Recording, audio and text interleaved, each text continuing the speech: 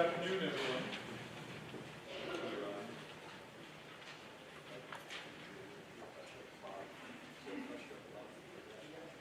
Good afternoon.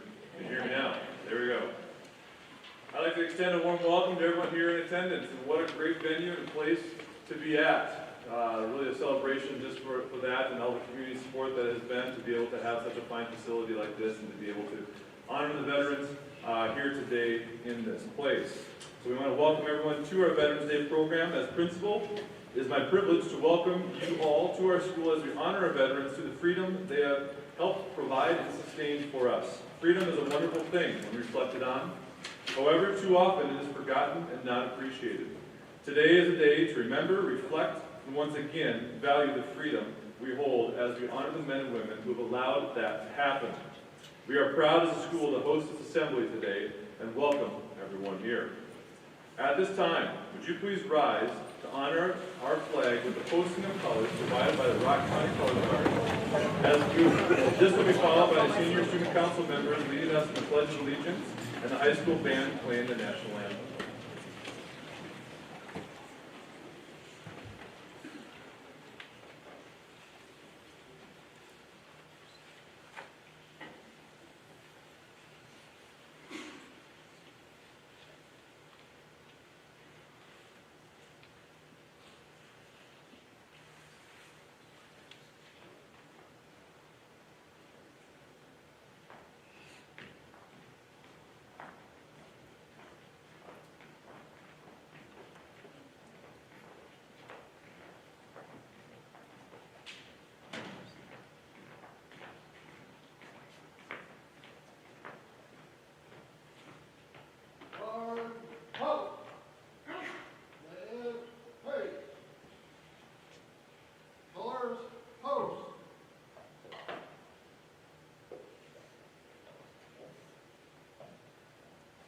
Please join us in saying the Pledge of Allegiance.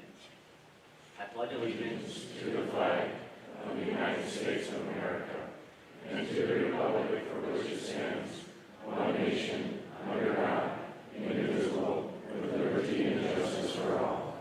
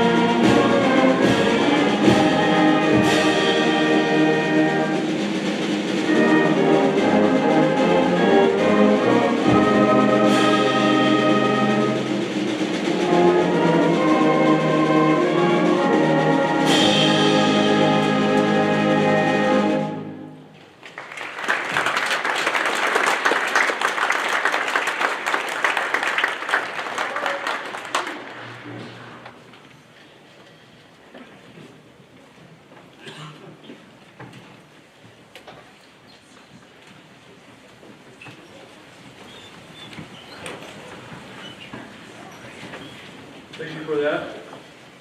Next up, we have the Unsung Hero, sung by the 9th and 10th grade treble choir, presented by Shauna Graver and Dolly Talbot.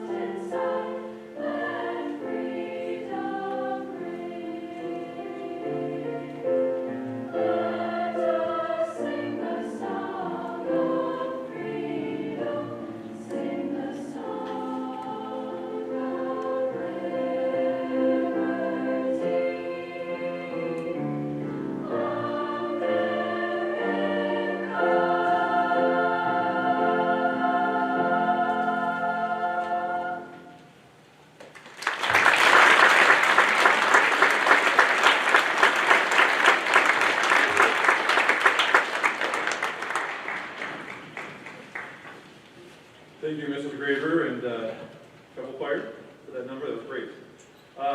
Every year we are honored to be able to have a speaker come and talk to us about their experiences and address us and be able to, again, remind us of the privilege that we have being here in America. This year, community member Jeff Thacker is here. He is an active member of the Minnesota National Guard, and he's going to come to speak to us here. I asked for his credentials, but everything that he gave me, he said he's already going to address within his speech. So, without any further ado, let's give a warm welcome to Jeff Thacker.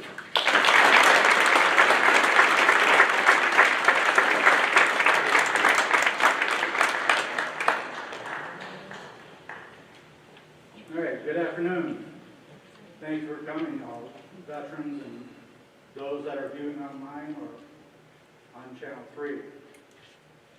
Veterans Day, originally called Armistice Day in 1938, when Congress changed it to Veterans Day and it became a national holiday. But I'm not here to talk about the history of Veterans Day. I'm Sergeant First Class Jeff Thacker. I work for emergency services here in Luverne as an EMT. I also drive school bus here, mostly on long trips.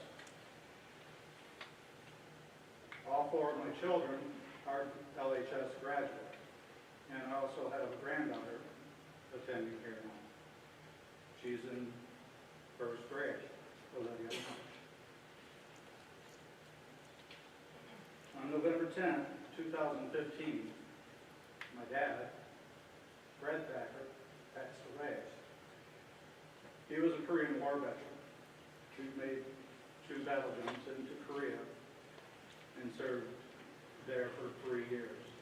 So he was in some of the worst places at that time.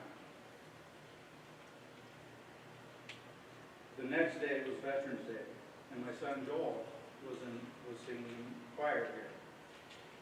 He was unable to attend any memorial services honoring his grandfather and his service. But this gathering in 2015 was profoundly meaningful to commemorate the proud traditions that his grandfather had served, to sing those songs for patriotism for him. This means a great deal for so many of us, of you as well, veterans, spouses, and family members. Many members of my family have served in the military. I know many of you have relatives that have served also. As I mentioned, my dad was in the Korean War and the Army drill sergeant. I've been serving for 24 years, 8 of which were in the Marines. I've spent numerous deployments overseas. I've been on multiple overseas deployments, The most recent ended in March of this year after being in Kuwait for 18 months. 2 of my sons also chose to serve. One is currently serving in South Dakota Air Guard, and the other served in the Minnesota National Guard.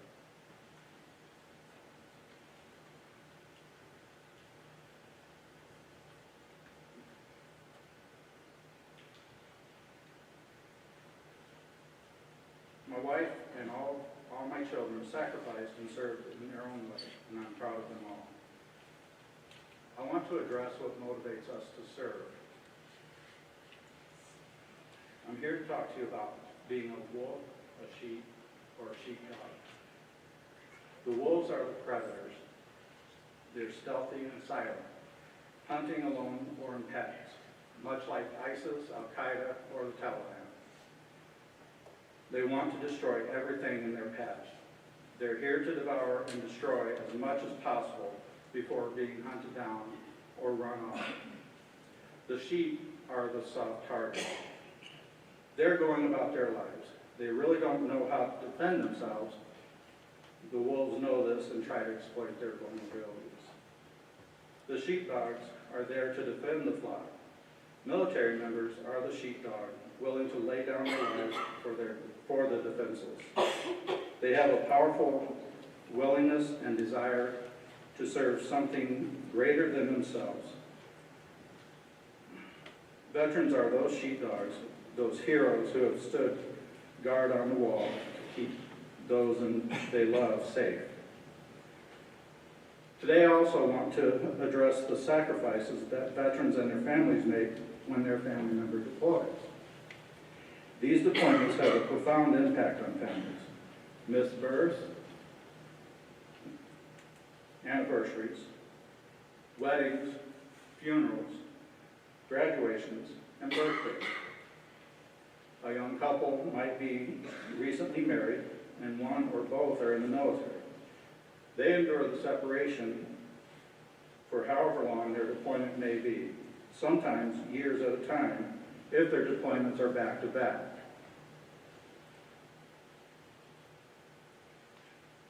For couples that have children, especially with kids younger than 10, it's tough on those kids. It may also make the kids more mature and responsible because they often take on extra responsibilities. The spouses have to take on the added responsibility of taking care of everything that the one deployed did while they were home. There is a constant concern at the back of their mind for the safety of the loved one in harm's way. One thing that has changed dramatically over time, even during my service, is communication. This most recent deployment, I had my cell phone with me, and there are apps that you can use to call back to the States free. When I was in the Marines in the late 80s and early 90s, you could either buy very expensive phone cards or write letters, which would often take a month to send and receive back. At that point, computers for public use were really really coming into existence, and the internet was pretty much non-existent. Now communication is pretty much instantaneous with texting and video chatting. You just have to be aware of the time differences because you don't want to wake them up at 3 in the morning. The return from deployment presents its own challenges. The returning family member has been focusing on the mission, while the family have been focusing on the day-to-day operation on the home front. The spouse that stayed home is ready to hand off the day-to-day operations. However, the returning vet is looking for some downtime, rest, and relaxation after focusing on their mission. This can create some resentment in the family unless there has been an open line of communication. My children have said that, though difficult, being a military family has made them stronger, more resilient, more patient, and able to wait, more aware of the world we live in beyond our own community. I challenge you to a life of service, of sacrifice, of giving to something larger than yourself. It doesn't have to be in the military. It may be as a volunteer fireman, law enforcement officer, paramedic, EMT, a doctor, nurse, or a teacher. There's no better way to live a life of purpose, and in that purpose, there is meaning and joy.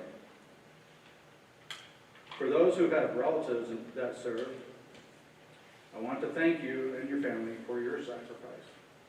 I would encourage all of you to actually sit down with a veteran, thank them for their service, and listen to their stories, if they have deployed in the past, about what they went through while deployed and what they went through returning home. But more important than asking them what they did, ask them how it changed them and formed them. You may be surprised to learn something about the sacrifices people are willing to make to serve the greatest country on the planet, the United States of America. Thank you.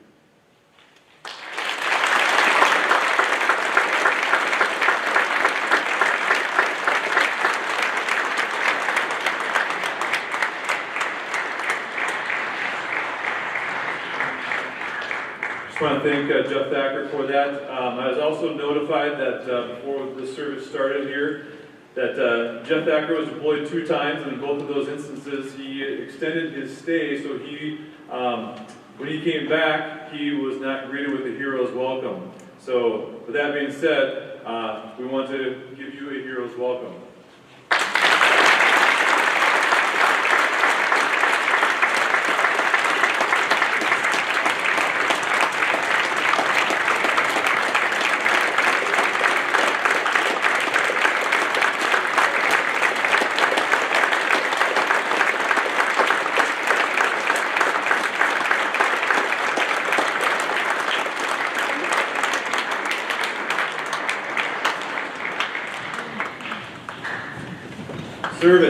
Service is a wonderful thing. We just want to, again, appreciate all that and all the veterans for the service that they have given to us.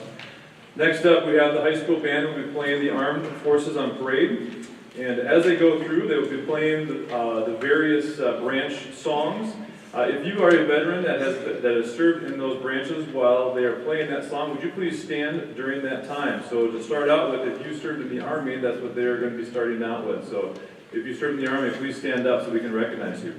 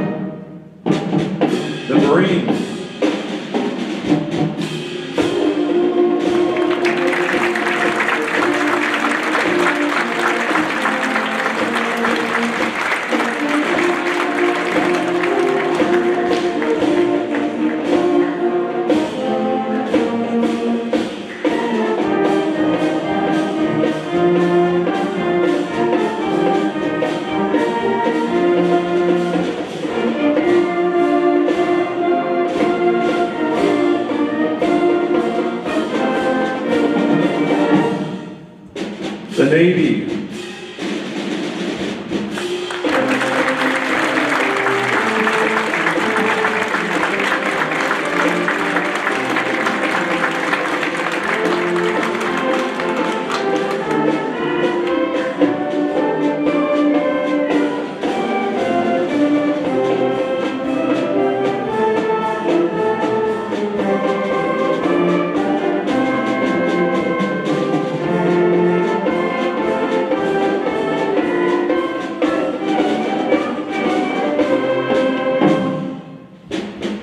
The Air Force.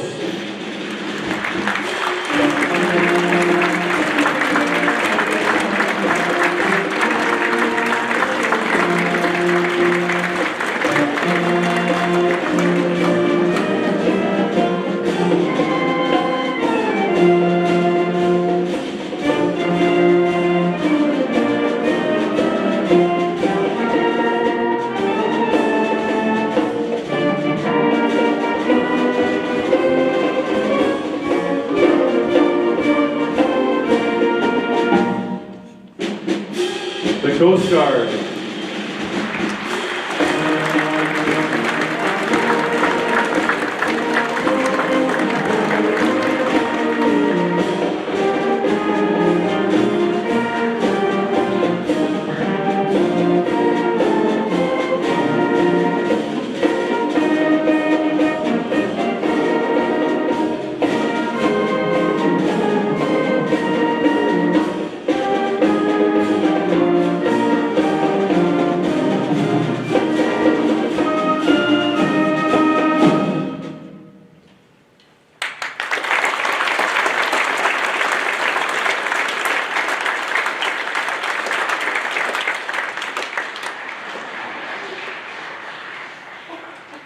To honor the men and women who have fallen during their service, we're going to have a moment of silence, and taps will be played by Jocelyn Hart. If you are able to stand at this time, would you please do so as we give a moment of silence for those.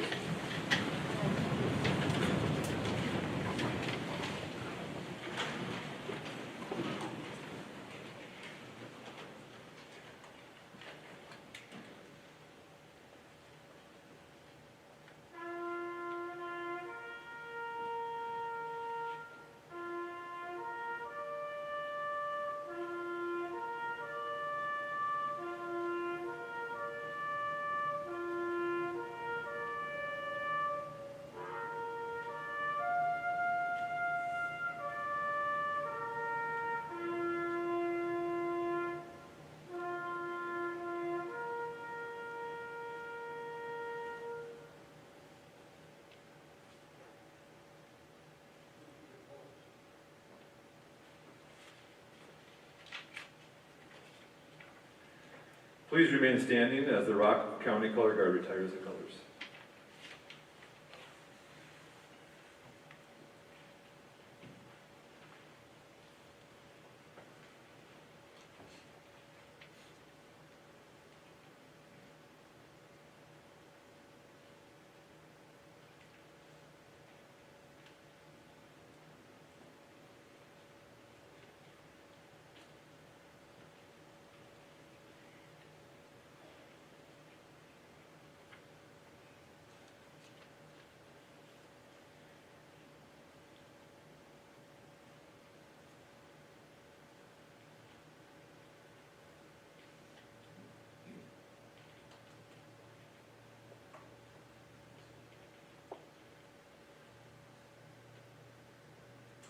Would the Rock County Color Guard please, at this point, retire the colors?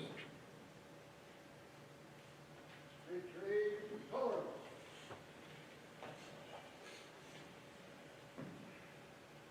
Ready, two. Forward, push.